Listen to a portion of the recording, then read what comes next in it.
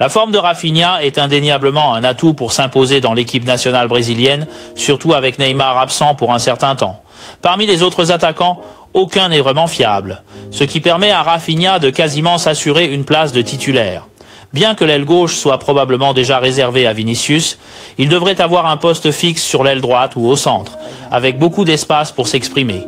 L'équipe du Brésil a maintenant de nombreux problèmes au milieu et à l'avant, tels que l'absence d'un avant-centre fiable, d'un tireur efficace ou d'un meneur de jeu central. Ainsi, même si leur effectif semble très prestigieux, avec de nombreuses stars évoluant dans les grands clubs européens, en réalité, cette équipe n'a pas une force de frappe très puissante. Il est évident qu'il n'est pas très réaliste de vouloir résoudre ces quelques problèmes délicats à court terme.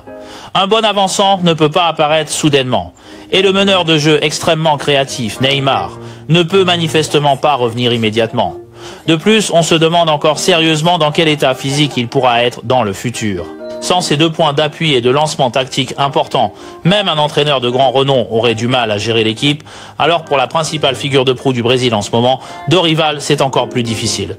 Pour clarifier et comprendre la combinaison, l'alignement et même le style de jeu de la ligne d'attaque du Brésil, il devra certainement s'inspirer de la manière dont Ancelotti utilise les jumeaux brésiliens et de la façon dont Flick utilise Rafinha. Après tout, il n'est tout simplement pas réaliste pour le Brésil d'adopter une approche extrêmement collective en attaque actuellement. Ils doivent encore compter sur des actions ponctuelles, principalement des combinaisons locales et des connexions basées sur la complicité personnelle. Mais maintenant, les jumeaux de Real Madrid ont déjà des problèmes. Rodrigo est blessé et même s'il ne l'est pas, sa position au Real Madrid n'est pas très stable. Même si cela n'affectera pas les matchs de l'équipe nationale par la suite, le fait est que le duo de Madrid ne suffit pas pour le Brésil. Dans ce contexte, il faut un joueur offensif fort individuellement devant. Mais le problème actuel est que, même si le Brésil ne manque pas de joueurs offensifs et qu'il a beaucoup de choix, en réalité, à part Vinicius, seul Rafinha est au niveau en termes de forme et de capacité. Les autres, soit ils ne sont pas titulaires dans leur club, soit ils ont une forme moyenne, soit ils manquent de capacité. Alors, dans cette situation d'ensemble, penses-tu que Dorival va vraiment établir Rafinha comme l'un des points clés essentiels de l'attaque brésilienne ?